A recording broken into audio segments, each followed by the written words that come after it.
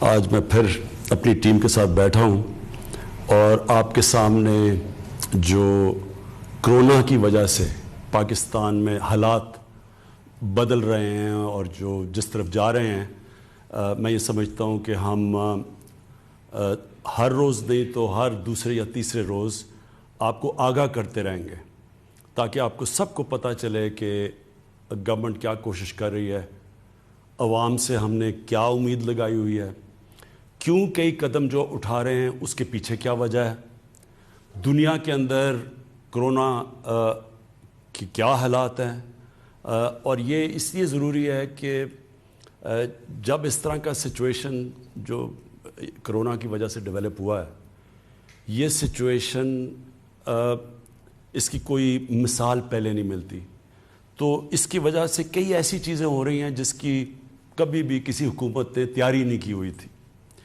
تو سب سے پہلے تو میں آپ سب کو مبارک دیتا ہوں، اپنی قوم کو مبارک دیتا ہوں کہ اور اللہ کا خاص طور پہ اللہ کا شکر ادا کرتا ہوں کہ جو ہم اس وقت کیلکولیٹ کر کے بیٹھے تھے، اور کیلکولیشن کون کرتا ہے؟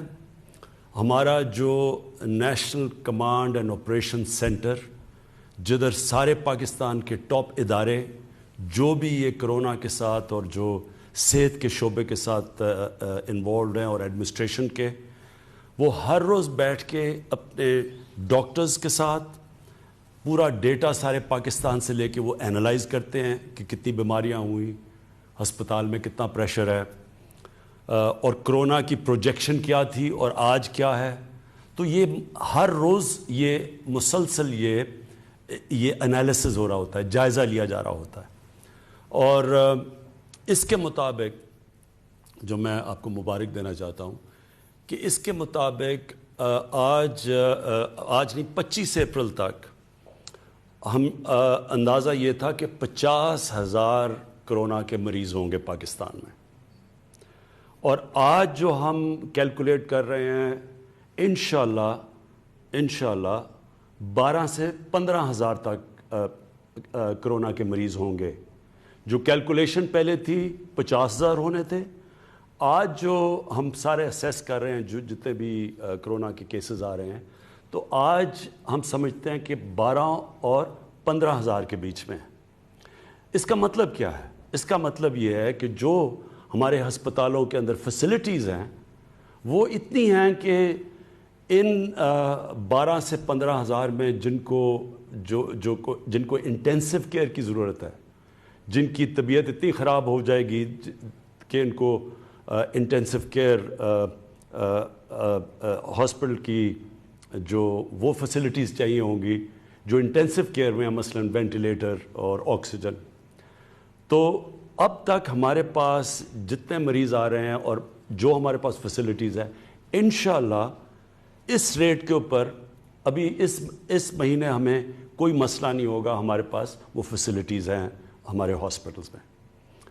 لیکن جو ہم آگے دیکھ رہے ہیں کرونا کے کیسز بڑھیں گے، آپ جس طرح ساری دنیا میں دیکھ رہے ہیں کیسز بڑھ رہے ہیں، کئی سلو ڈاؤن ہو بھی رہے ہیں پھر بھی بڑھ رہے ہیں کیسز، تو ہم یہ اندازہ لگا رہے ہیں کہ ہمیں جو مشکل پڑے گی وہ پڑے گی مئی کے 15 سے لے کے مئی کے 20 یا 25 تاریخ تک۔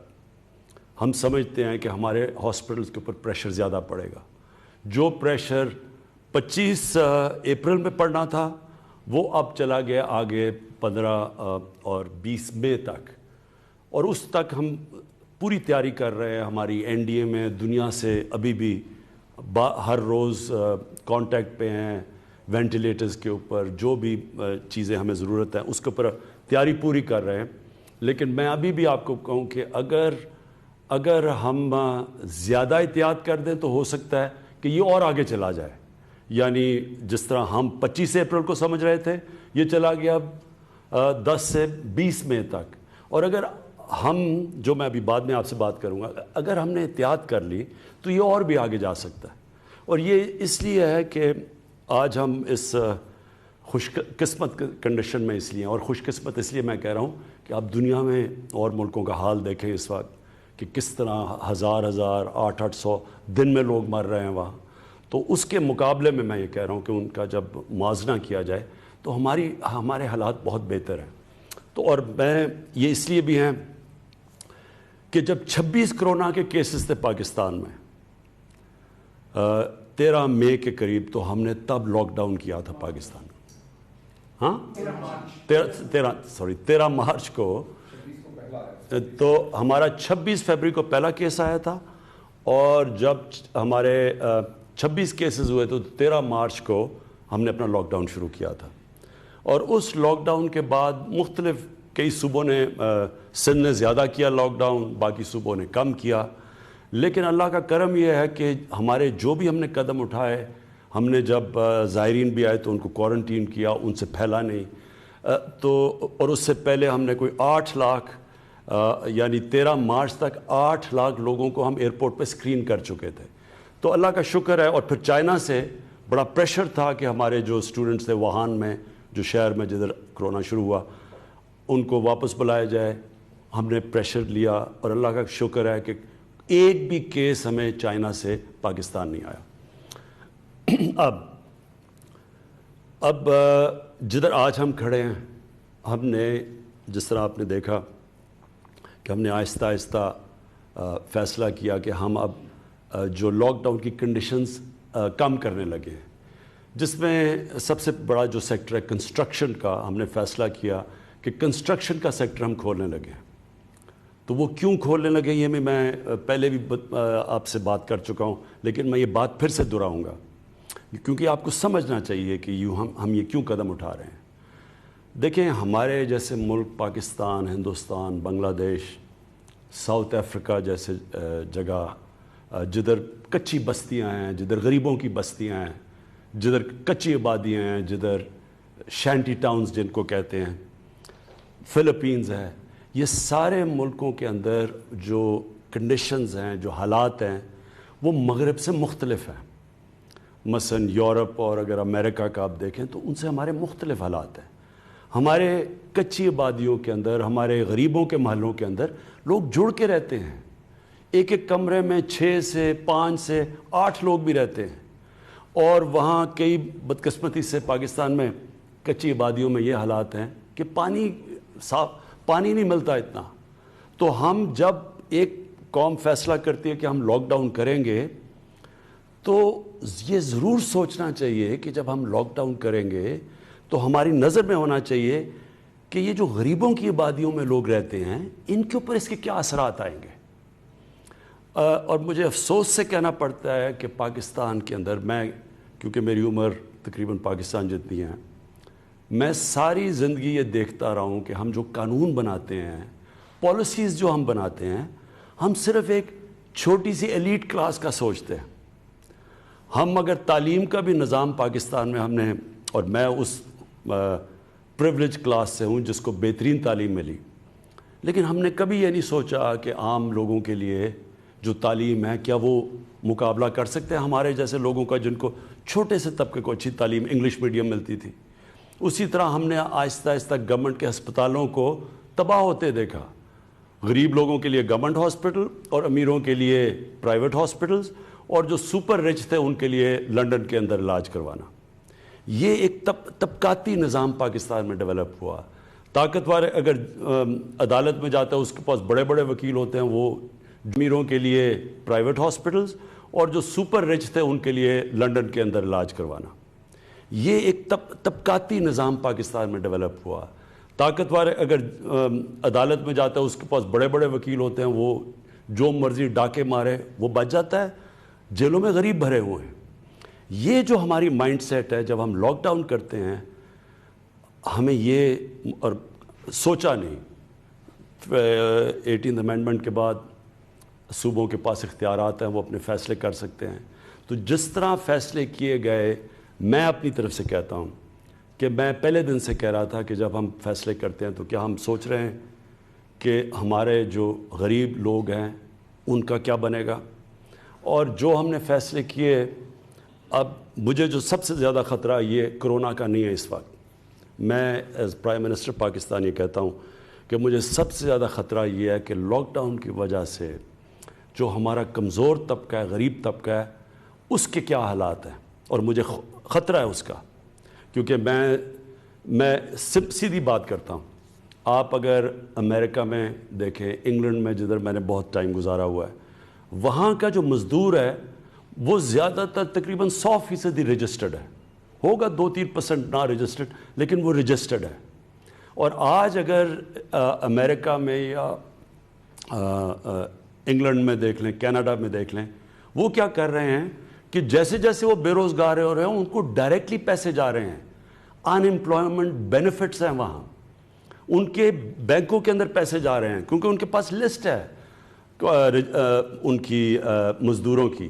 تو جو بھی مزدور اپلائی کرتا ہے کہ جی میں بے روزگار ہو گیا ہوں، وہ پھر گورنمنٹ اس کو پیسے دے رہی ہے، ان کے پاس ریکارڈ ہے. ہمارے 75 سے 80% جو مریض ہے وہ انفارمل سیکٹر میں ہے، اس کی ہمارے پاس کوئی ریکارڈ ہی نہیں ہے. تو جب یہ ہوتا ہے تو گورنمنٹ کیسے اس کی مدد کرے؟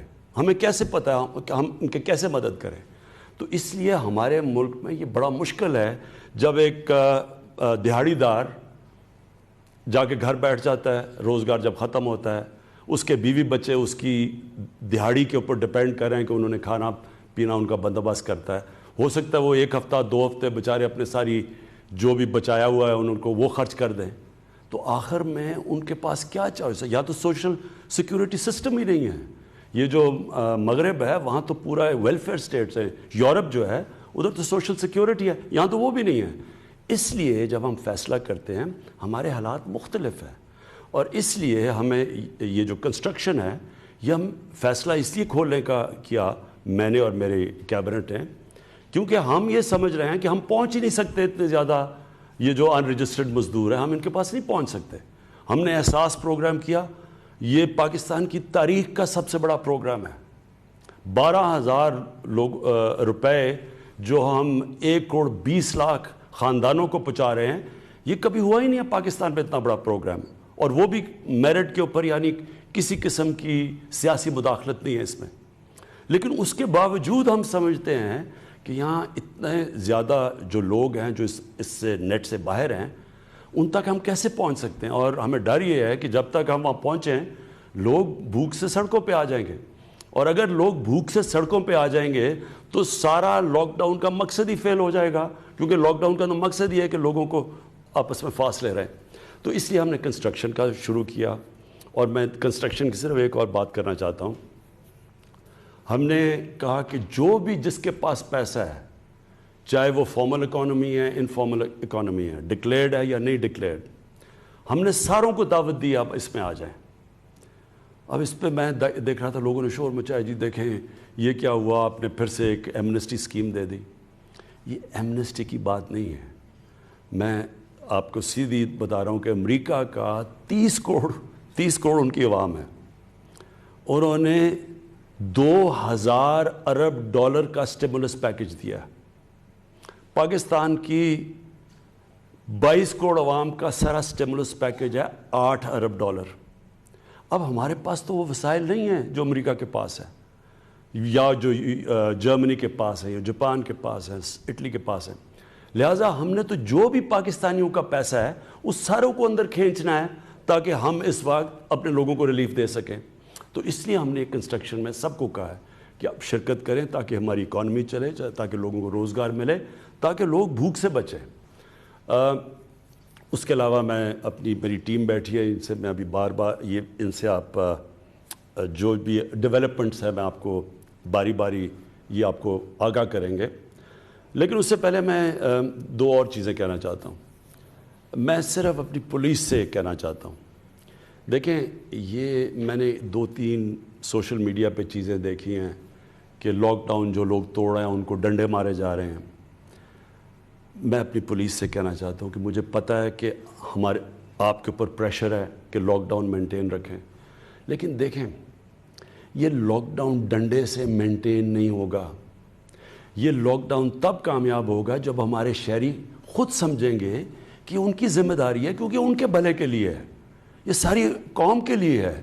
کیونکہ اگر کرونا پھیلتا ہے تو ہم جانتے ہیں کہ اس کے ڈائریکٹ اثرات بیماری سے اور انڈائریکٹ لاک ڈاؤن سے ساری قوم کو اثر ہوتا ہے، خاص طور پہ ہمارے غریب لوگوں کو.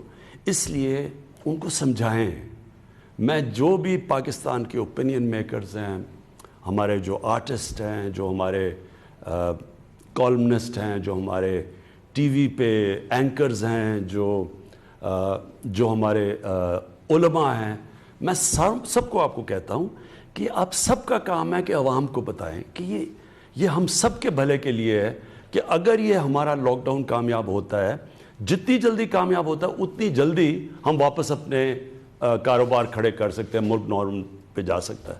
تو اس لیے بجائے ان کو مارنے کے، کیونکہ ڈنڈے سے یہ نہیں ہونے لگا، ساری دنیا میں اب سامنے آ رہا ہے، بنگلہ دیش میں، فلپینز میں، ساؤتھ افریقہ میں، ہندوستان میں بھی آپ دیکھ لیں، کوئی بھی ڈنڈے سے یہ لاک ڈاؤن 1-2 ہفتے تو شاید کامیاب ہو جائیں، اس کے بعد نہیں ہو سکتے. تو اس لیے ان کو اپنا سمجھیں، ان کو سمجھائیں لوگوں کو، اور لوگوں کو ہم سارے سمجھاتے رہیں گے کہ یہ آپ سب کے بھلے کے لیے. اس کے بعد رمضان آ رہی ہے، اور ہماری مسجدوں کے اندر لوگ عبادت کرنا چاہتے ہیں. ہم سب جانتے ہیں کہ رمضان میں ہم سب مسجدوں میں جاتے ہیں، اور ہم چاہتے ہیں کہ وہ ٹائم ہے عبادت کا. ڈاکٹر الوی جو پریزیڈنٹ ہیں، انہوں نے علماء سے آج میٹنگ کی ہے، اس کے اندر کئی چیزیں طے ہو گئی ہیں. مجھے بڑی خوشی ہوئی اس چیز کی، اور میں آج اپیل کروں گا جو بھی امام مسجد ہیں کہ آپ پلیز یہ جو طے شدہ چیزیں ہیں کہ کیا آپ نے پریکاشنز لینی ہیں، کیا آپ نے قدم اٹھانے ہیں کہ لوگ مسجد میں بھی جا سکیں اور کرونا سے بھی بچ سکیں، کہ سوشل ڈسٹنسنگ یعنی فاصلے رکھنے ہیں، اس کے اوپر سب عمل کریں. کیونکہ دیکھیں، اگر ایک مسجد کے اندر خدا نخواستہ احتیاط نہ کی گئی اور کرونا پھیلنا شروع ہوا تو وہ مسجد کو ہی نقصان ہوگا، ویران ہو جائے گی مسجد. اور اسی طرح جو ہم یہ کھول رہے ہیں فیکٹریاں بھی اور یہ کنسٹرکشن بھی، یہ بھی ہم نے پوری TORs دیے ہوئے ہیں آپ کو کہ کیا کیا آپ نے قدم اٹھانے ہیں اس کے لیے. اور مالکان کو، جو مالک ہے، جو فیکٹری کا مالک ہے، جو بھی کنسٹرکشن سائٹ کا مالک ہے، ان کو بھی ہم آپ کو کہہ رہے ہیں کہ آپ کے انٹرسٹ میں ہے کہ آپ کے جو کام کر رہے ہیں وہ سارے یہ جو ہم نے پورے آپ کو رولز دیے ہوئے ہیں کہ کس کے مطابق آپ نے کام کرنا ہے، اس کو پلیز فالو کریں. کیونکہ اگر وہاں کرونا پھیلے گی تو ظاہر ہے وہ فیکٹری بھی بند ہوگی یا وہ کنسٹرکشن سائٹ بھی بند ہوگی. تو آپ سب کے انٹرسٹ میں ہیں. آخر میں اپنے ٹیم کے پاس جانے سے پہلے 2 اور چیزیں کہنا چاہتا ہوں. دیکھیں، ہمارے اس کرونا کے کرائسس میں جو مجھے سب سے زیادہ خطرہ نظر آ رہا ہے وہ یہ کہ لوگ ذخیرہ اندوزی کریں گے.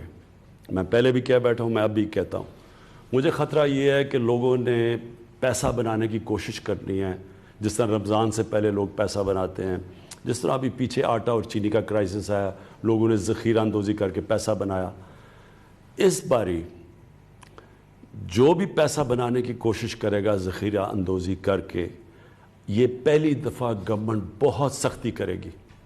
ہم آرڈیننس لے آئے ہیں اس کے اوپر، ذخیرہ اندوزی کے اوپر یہ بڑی سختی ہوگی، اور نیچے مینیجر نہیں پکڑیں گے، ہم مالکان کے پیچھے جائیں گے جنہوں نے اب لوگوں کی مشکلات کے اوپر پیسہ بنانے کی کوشش کی. یہ میں آپ کو کہہ رہا ہوں کہ آپ کو ابھی سے پہلے سے خبردار کر رہا ہوں کہ بڑی سختی کی جائے گی، لوگوں کو پکڑا جائے گا. یہ نہیں چھوٹے لوگوں کو نہیں پکڑیں گے، اوپر جا کے جو اصل لوگ پیچھے بیٹھے ہوئے ان کو پکڑیں گے. دوسری چیز ہے اسمگلنگ. اس باری ہمیں یہ ڈر ہے کیونکہ پاکستان میں جو گندم ہے وہ جو باہر ہے اس وقت اس کی قیمت اوپر ہے، اور ہمیں یہ خوف ہے کہ لوگ گندم کو اسمگل کریں گے. اس کے لیے اسمگلنگ کا آرڈیننس یا آج رات آ جائے گی یا کل آ جائے گی، اور وہ آرڈیننس کے مطابق وہ سختی اب کی جائے گی اسمگلرز کے خلاف جو کبھی پہلے نہیں کی گئی. کیونکہ ہم نے کسی صورت قیمتیں بڑھنے نہیں دینی، کیونکہ اس کا سب سے نقصان اس ملک میں غریب پہ پہنچے گا. اگر ہم لوگوں کو 12 ہزار روپیہ دے رہے ہیں اس وقت، اور یہ کبھی پھر سے میں ریپیٹ کرتا ہوں اتنا پیسہ نہیں دیا گیا، تو اگر انہوں نے قیمتیں اوپر بڑھا دیں تو ان کا تو پیسہ بڑی جلدی ختم ہو جائے گا. اس لیے یہ ملک کے لیے، یہ اپنی غریب لوگوں کے لیے، میں آج اسمگلرز کو بھی کہہ رہا ہوں، ہولڈرز یا یہ جو ذخیرہ اندوزی کرتے ہیں ان کو میں آج آپ کو خبردار کر رہا ہوں کہ بڑی سختی کی جائے گی اس باری. ہم نے یہ 2 آرڈیننس لے کے آ رہے ہیں، اور یہ صرف لے کے آ رہے ہیں اس لیے اپنی قوم کو بچانے کے لیے اسمگلر سے بھی اور یہ جو کہ ذخیرہ اندوزی کر کے مہنگائی کر کے پیسہ بناتے ہیں. اب میں چاہوں گا کہ اسد آپ پلیز بریف کریں کہ جو بھی آپ کے جو ہر روز آپ بیٹھتے ہیں national command and operation centre میں کہ جو لیٹسٹ چیزیں. وزیر اعظم کہہ رہے تھے کہ دنیا کے اندر اب تقریباً تمام ملکوں کے اندر یہ بات ہونی شروع ہو گئی ہے کہ ہم نے بیماری سے تو بچنا ہے، لیکن اس بیماری سے بچنا اس طریقے سے ہے کہ لوگوں کی جو روزگار ہے وہ بھی نہ اس کو ہم مکمل طور پر ختم کر دیں.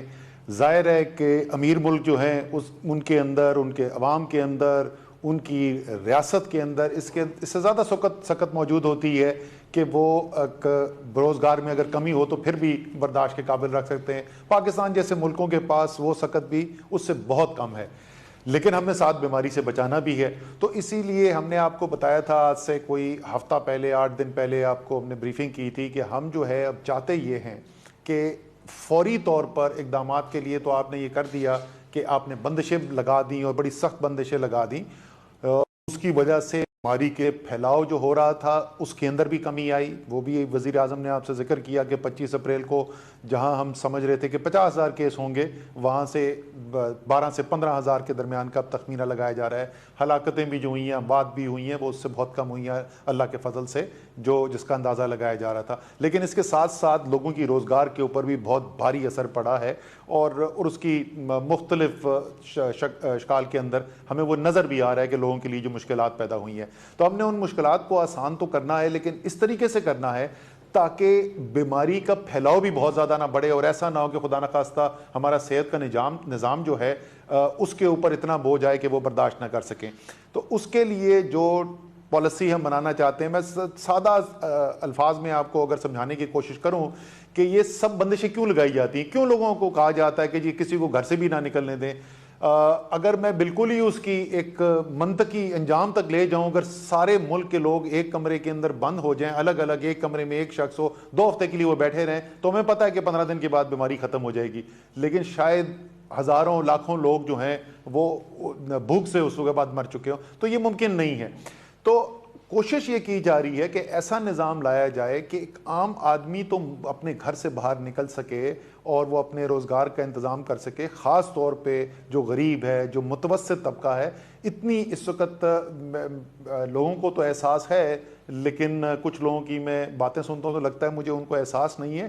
یہ بات اب غریب سے آگے چلی گئی ہے. متوسط طبقہ، سفید پوش جو ہے، وہ بہت بوجھ محسوس کر رہا ہے، اور اس کی زندگی کے اندر یہ جو آمدنی اس کی ختم ہوئی ہے، روزگار ختم ہوئی ہے، اس سے بہت بڑی مشکلات پیدا ہو رہی ہیں. تو ہم جو ہے موقع دیں کہ یہ لوگ جو ہیں زیادہ سے زیادہ لوگ، خاص طور پہ ان ایریاز کے اندر جو ایکسپرٹس بیٹھے، انہوں نے کہا کہ اس کے اندر اتنا خطرہ نہیں ہے، ہم نے ریلیکسیشن کر دی. تو اس کے ساتھ ساتھ ہم اگر ایسا ایک نظام لے آئیں کہ جہاں ہم اس شخص تک پہنچ سکیں، ہمیں پتہ چل سکے کہ کس کو یہ بیماری لگ چکی ہے. تو اس کے لیے پہلا کام آپ نے کیا کرنا ہے، آپ نے ٹیسٹ کرنے کی صلاحیت بڑھانی ہے. اور مجھے بڑی خوشی ہے بتاتے ہوئے، یہ بھی میں نے آپ کو آج سے کوئی ہفتہ 10 دن پہلے بتایا تھا کہ جب ہم نے شروع کیا تو 15 مارچ کو پاکستان میں 473 ٹیسٹ ہوئے تھے، اور ہم نے یہ کہا کہ ہم اپریل کے آخر میں 25,000 تک پہنچنا چاہتے ہیں. جس وقت ہم نے یہ اعلان کیا تھا اس وقت تقریباً 2,500 ٹیسٹ ہو رہے تھے. یہ ایک ہفتہ پہلے کی بات ہے. پچھلے 3 دن کے اندر ہم پہلے 5,800 پہ پہنچے، پھر 6,200 پہ پہنچے، اور کل 6,400 سے زیادہ ٹیسٹ کیے گئے.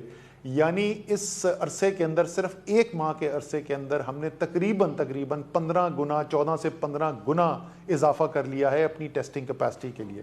اس میں لیبارٹریز جو ہیں جہاں پہ جو ٹیسٹ ہوتے ہیں ان کے اندر تقریباً 3 گنا اضافہ ہو گیا ہے.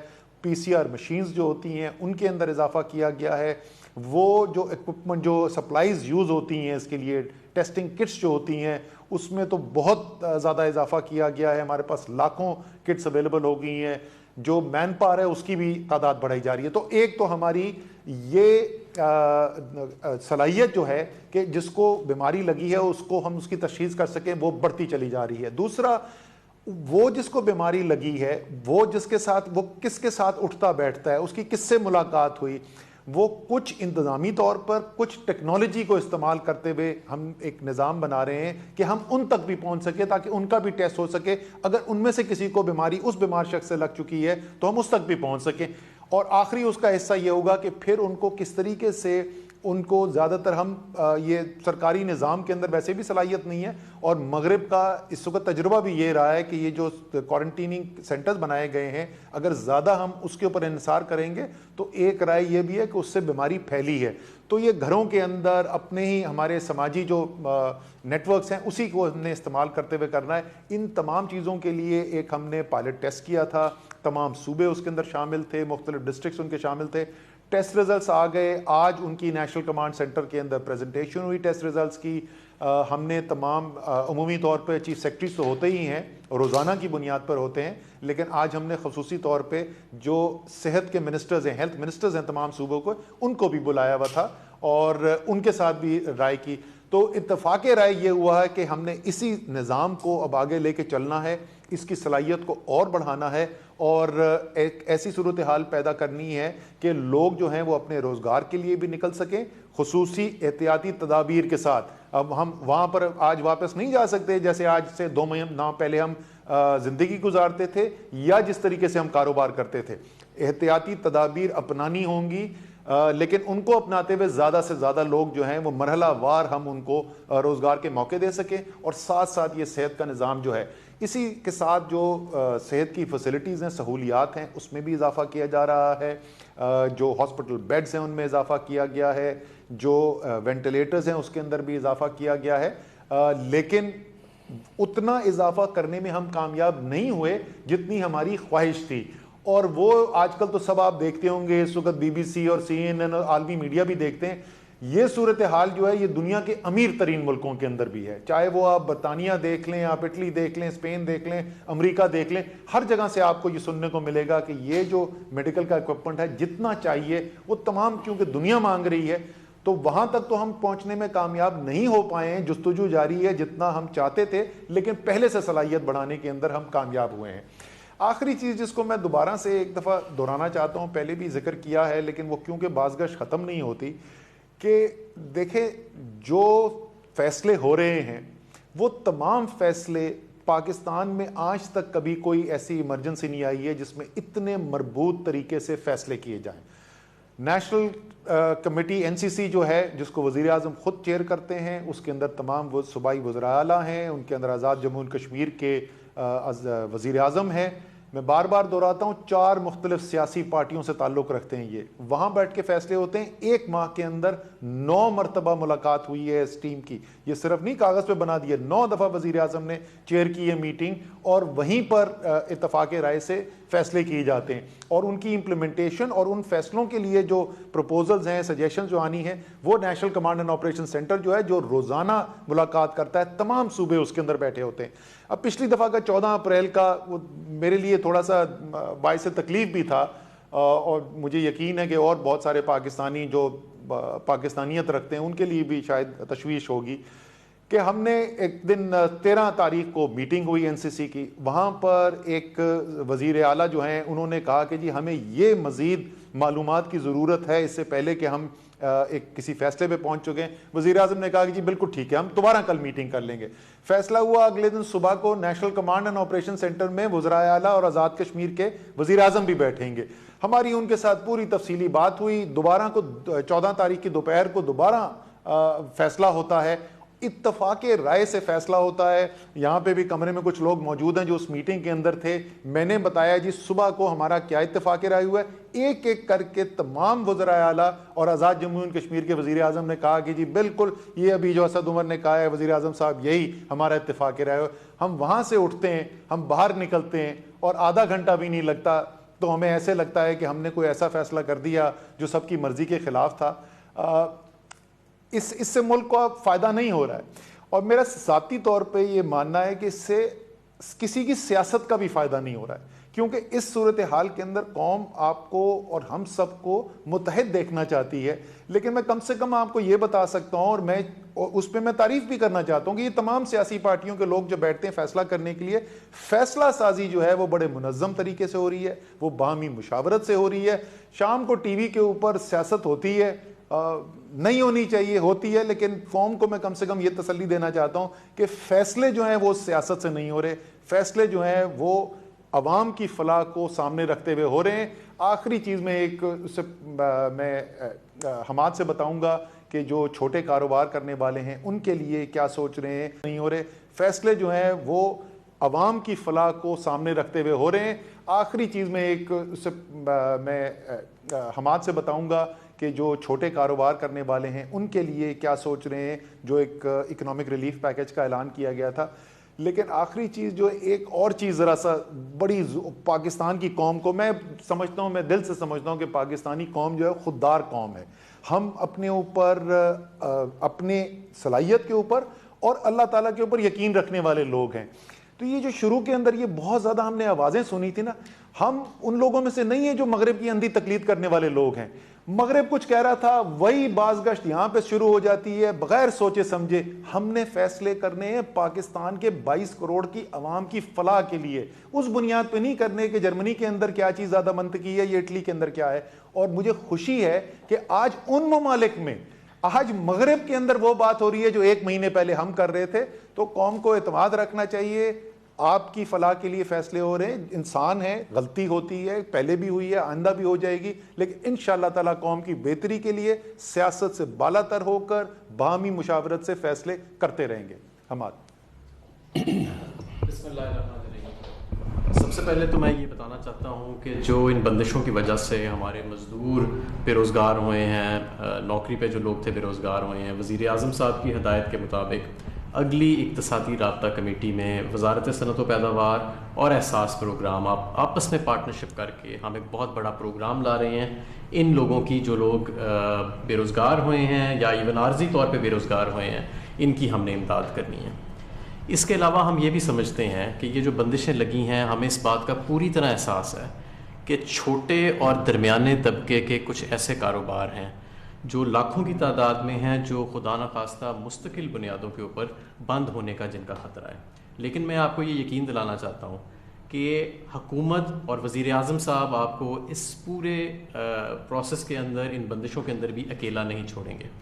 اور اگلے 2 ہفتوں کے اندر ہم ایک اسکیم لانے والے ہیں جو بجلی کے بلوں پر منحصر ہوئے گی, اور ہم انشاءاللہ تعالیٰ کوشش کریں گے, وفاقی حکومت یہ کوشش کرے گی کہ جب یہ کاروبار چلیں تو پہلے کچھ عرصہ ان کو بجلی کے بلوں کے اندر امداد دی جائے.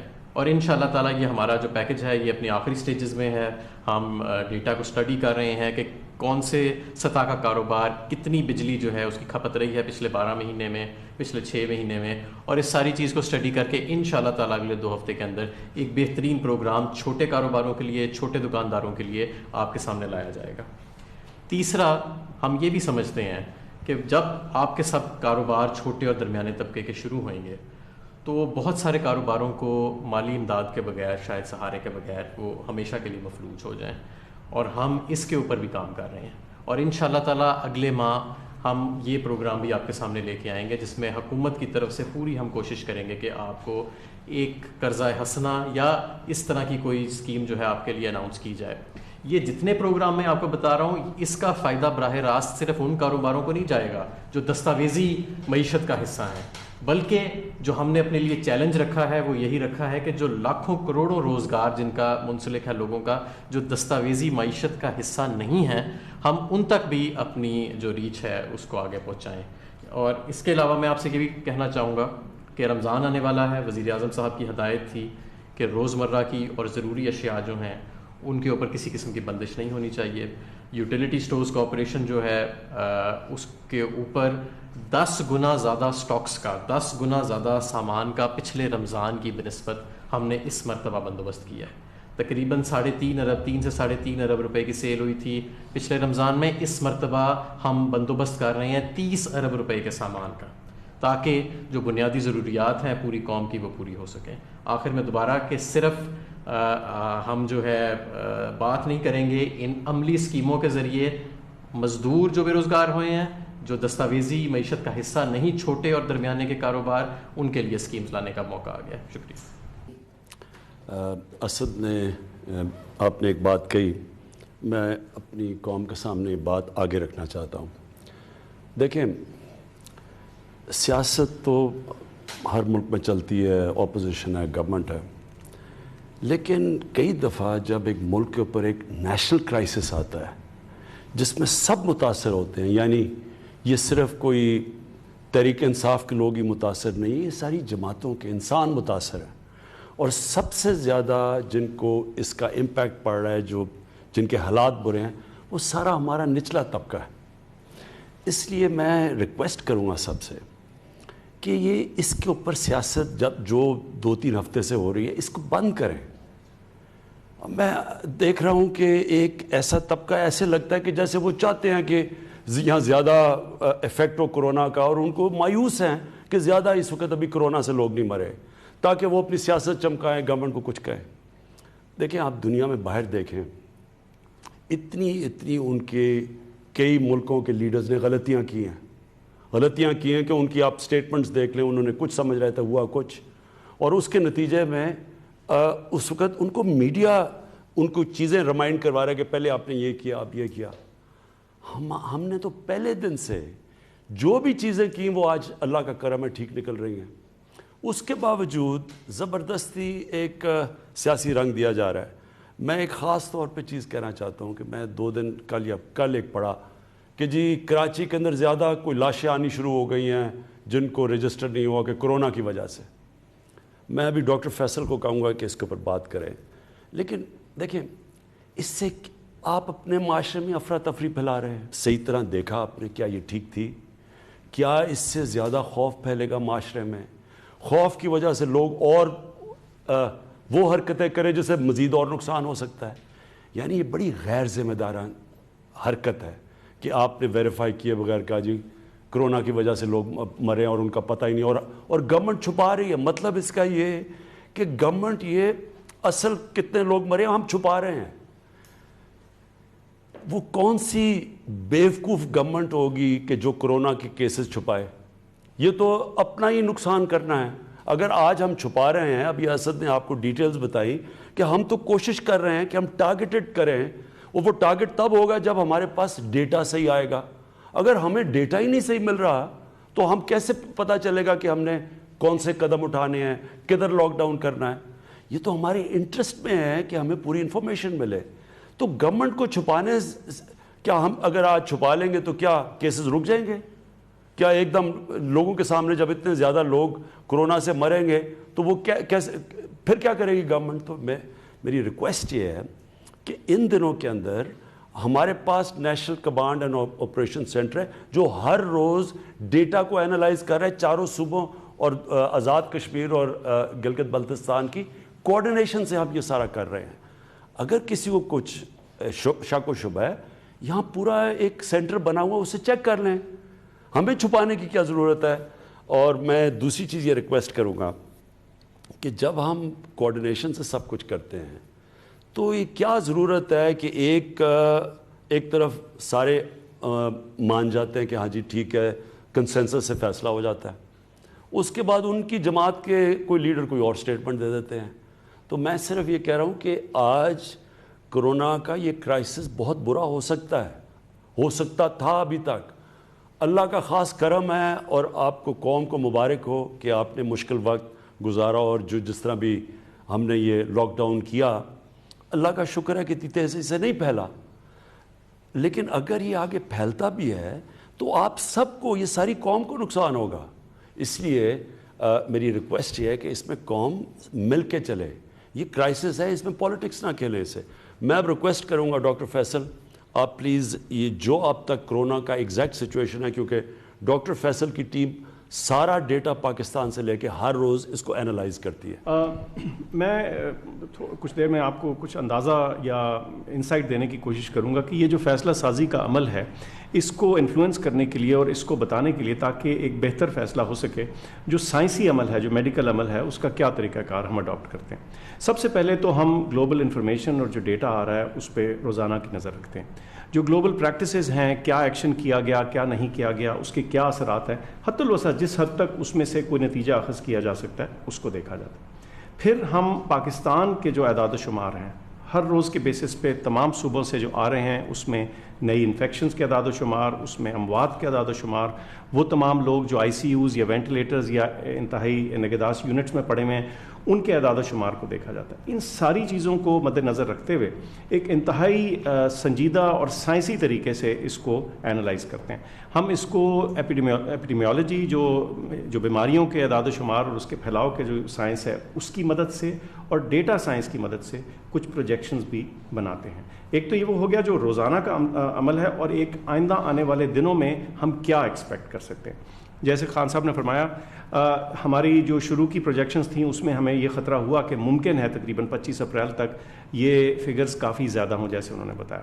لیکن ہمیں خوشی ہے کہ جو بھی ایفیکٹس کیے گئے، جو بھی بندشیں لگائی گئیں یا دیگر جو بھی اثرات تھے، اس کی وجہ سے آج ہم اتنی مشکل میں نہیں ہیں جتنے ہو سکتے تھے. آگے کی پروجیکشنز ہم نے پھر کر رکھی ہیں، اور جیسے انہوں نے بتایا کہ تقریباً 25 اپریل تک ہم سمجھتے ہیں کہ یہ کیسز بڑھ سکتے ہیں، اور آئندہ آنے والے دنوں میں جو فردر پروجیکشنز ہیں ان کے اوپر بھی ہماری کچھ نظر ہے.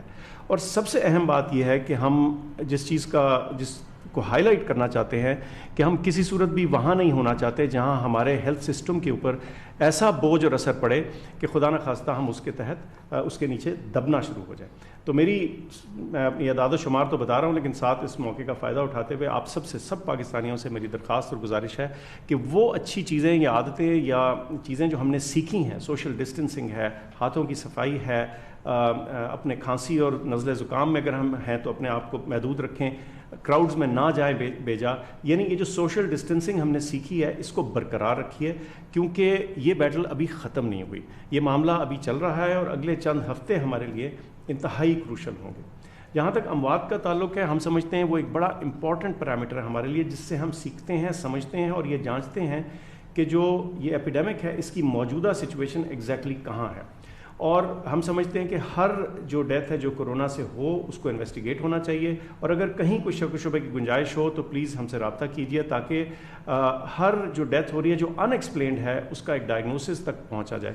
مجھے بتایا گیا کہ جو ذکر ہوا تھا اس میں تقریباً صرف 15 لوگ ایسے ہیں جن پہ ابھی بھی شک ہے، یہ خیال کیا جاتا ہے، قیاس ہے کہ ممکن ہے کورونا کا اس میں اثر ہو، جو یہ ان ایکسپلینڈ ڈیتھس تھیں ان کا ذکر کر رہا ہوں. اور اس کی فردر کراچی کی جو خبر تھی اس میں یہ جو 15 ہیں ان کو انویسٹیگیٹ کیا جا رہا ہے، اور منسٹر صاحبہ سے ہماری آج بات بھی ہوئی اور ایک بڑے پراپر اور سنجیدہ طریقے سے وہ اس کو ایویلویٹ کر رہے ہیں، اور اس کی جو بھی انفارمیشن ہے وہ ڈاکٹر سفر کو 200 ہم نے اخباروں میں اور 300 پڑھی تھی، تو اس میں سے آپ پلیز ایکسپلین کریں لوگوں. اس میں سے ہمیں جو پتہ چلا آج ڈاکٹر عذرا نے جو ہمیں بتایا، انہوں نے کہا کہ باقی سب میں تو یہ کورونا کی وجہ سے نہیں تھی، یہ کلیئر ہو گیا.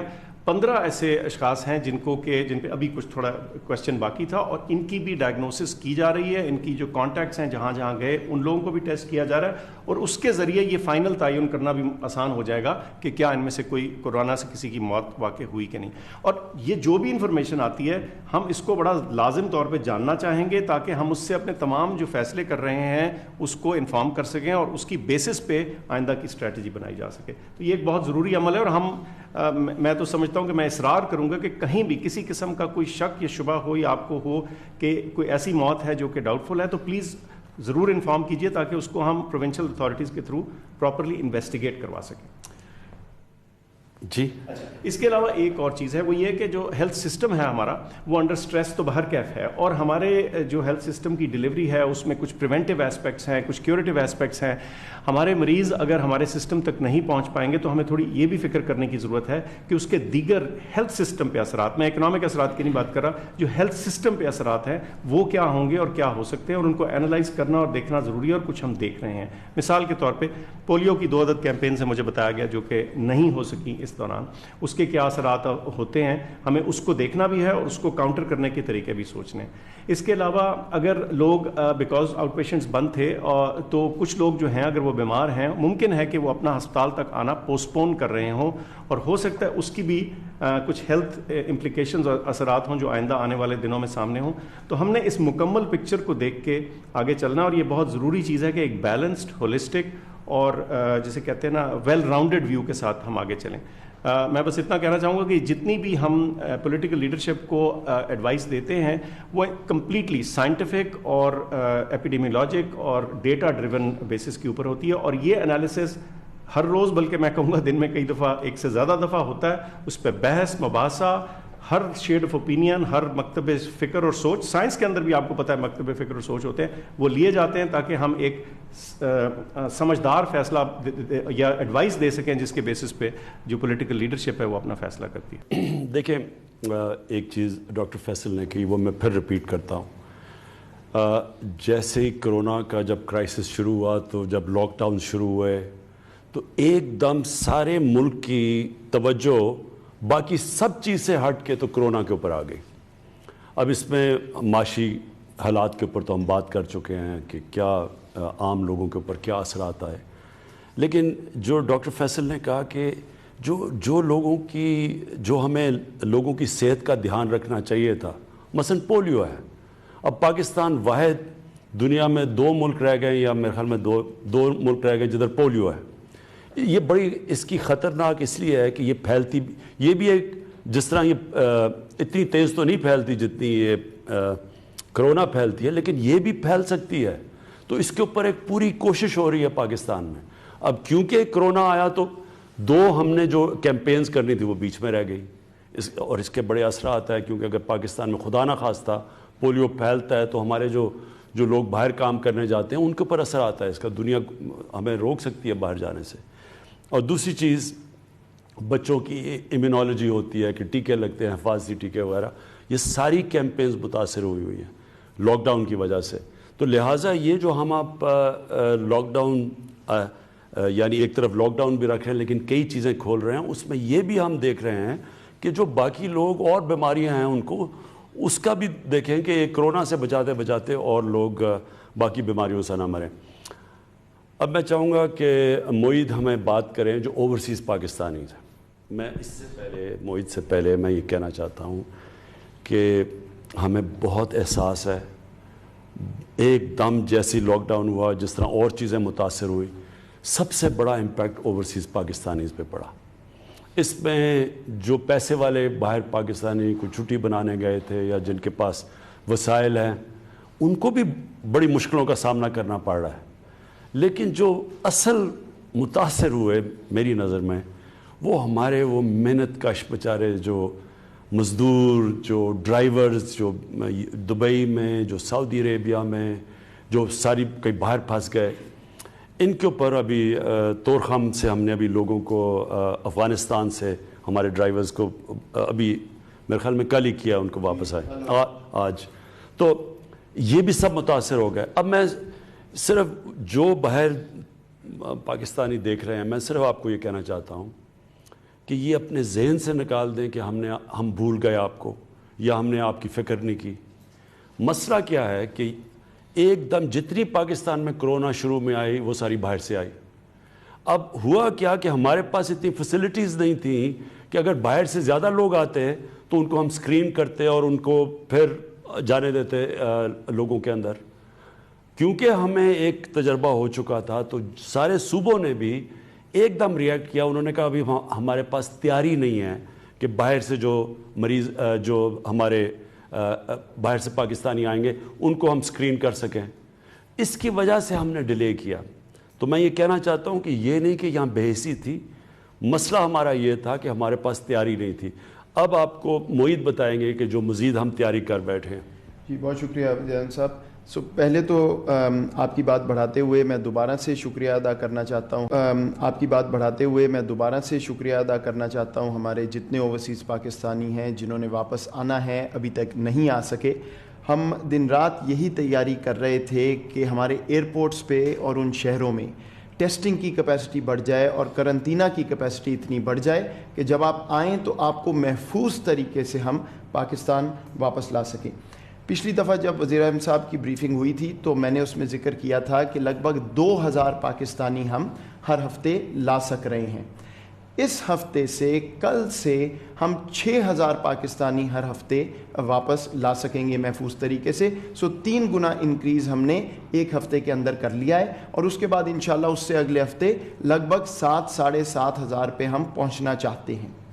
میں آپ کو یہ بھی بتا دوں کہ یہ تمام فیصلے جس طرح باقی چیزیں اسد عمر صاحب نے کہا صوبوں کی مشاورت سے ہو رہے ہیں. ایک شہر کا ہم پورا جائزہ لے کے انالیسس کر کے یہ فیصلے کر رہے ہیں کہ محفوظ طریقے سے کس ایئرپورٹ پر کتنے پاکستانی آ سکیں گے. دوسری بات یہ کہ دنیا کے کچھ ایسے ممالک اور خطے تھے جہاں ہم ابھی تک نہیں پہنچ سکے. PIA کی رسائی وہاں تک نہیں تھی. امریکہ کی میں آپ کو مثال دے دیتا ہوں. آسٹریلیا میں جہاں بہت سے پاکستانی ہیں, وہ عمومی بات تو یہ ہوتی ہے کہ وہ امیر پاکستانی ہیں, لیکن ایسا نہیں ہے. وہاں بھی ہمارے بہت سے ایسے لوگ ہیں جن کے ویزے ایکسپائر ہو گئے, اسٹوڈنٹ تھے جن کے پاس وہاں رہنے کی جگہ نہیں ہے.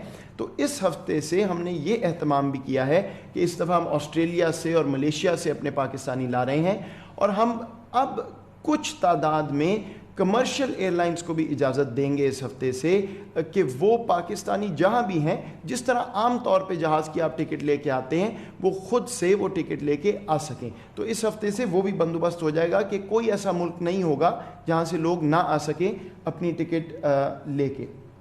اس کے بعد میں آپ کو یہ بتا دوں, پچھلی دفعہ ہم نے یہ بات کی تھی کہ اس پہ سوالات بہت سے ہیں کہ آپ کس طرح لوگوں کو لا رہے ہیں, منت تک کیا ہے, کب لائیں گے. تو ہم نے ایک پوری ویب سائٹ تشکیل دی ہے اور کل سے covid.com.gov.pk جو ہماری ministry of health website چلاتی ہے, اس پہ آپ کو ایک پوری انفارمیشن ملے گی کہ کون سے جہاز آ چکے, کہاں سے پیسنجرز آئے ہیں, کہاں سے آنا ہے, کیا گائیڈ لائنز ہیں, کرنطینہ کی تیاری, وہ تمام شفاف طریقے سے آپ کو اس ویب سائٹ پہ مل جائیں گی. تمام سوالات کے آپ کے جوابات بھی اس پہ ہوں گے, کیونکہ ہم یہ بتانا چاہتے ہیں ہر ایک کو کہ کوئی کنفیوژن نہ رہے کہ کس طرح ہم اس پروسیس کو آگے چلا رہے ہیں. ایک بات میں اور واضح کر دوں جی, اس پہ بہت بات ہوئی کہ باہر سے لوگ آ رہے ہیں تو خدا نخواستہ یہ پھیل ہی نہ جائے دوبارہ سے سارا کرونا. تو ہم نے پورا ڈیٹا اینالائز کیا ہے.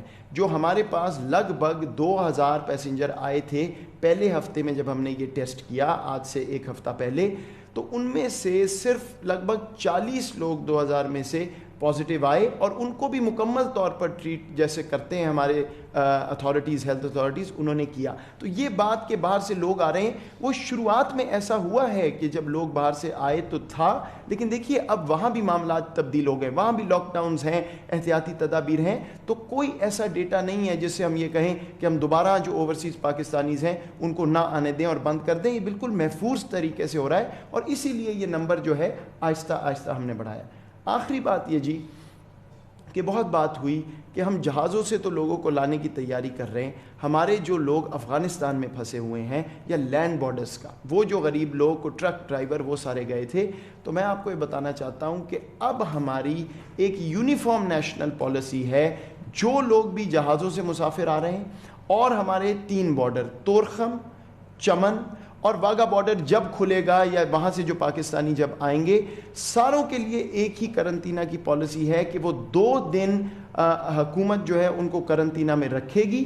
اس کے بعد ان کا ٹیسٹ کیا جائے گا, اور ٹیسٹ ریزلٹ کے مطابق یا ان کو گھر بھیج کے 12 دن اور سیلف آئسولیشن کی گائیڈنس ہوگی, یا ان کو ہماری ہیلتھ فیسلٹیز جو ہیں وہ اویل کرنا ہوں گی. لیکن جو ہمارے طورخم اور چمن سے آج سے افغانستان حکومت کے ساتھ ہمارا معاہدہ ہو گیا ہے, طورخم سے آج 500 پاکستانی واپس آئے ہیں.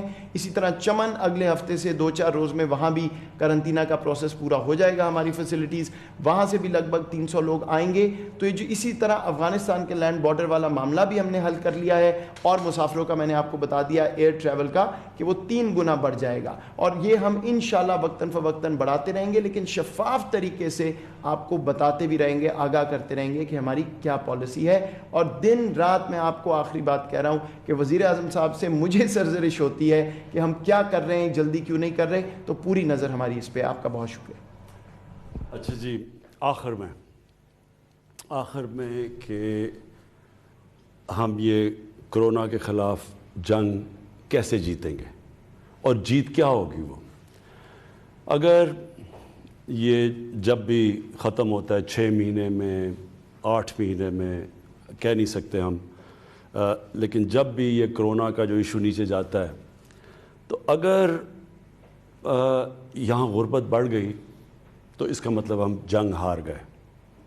اگر اوپر کے لوگوں نے کوئی زیادہ فرق نہ پڑا, اور وہ نہیں, پیسے والے لوگوں کو بڑا کم فرق پڑتا ہے, اصل میں فرق پڑتا ہے ہمیشہ کرائسس میں نچلے لوگوں کو. دنیا میں بھی یہی ہو رہا ہے. چھوٹے کاروبار, جس طرح ابھی حماد نے بڑی اچھی بات کی کہ یہ پہلی دفعہ ایک گورنمنٹ اب پوری کوشش کر رہی ہے کہ جن کے چھوٹے چھوٹے کاروبار ہیں, جو اسمال اور میڈیم انڈسٹری, اس کے لیے اب ہم پیکیج تیار کر رہے ہیں. بڑے والوں نے تو اس میں سے نکل جانا ہے, لیکن جو چھوٹے کاروبار والے, جو چھوٹے دکاندار, جو اس وقت مزدور, جس کی ہم نے شروع میں بات کی, یہ جو چھابڑی والے, چیلنج ہمارے ملک کا یہ ہے کہ ہم اس سے جب نکلیں گے تو یہ لوگوں کا, ان کے حالات کیا ہوں گے.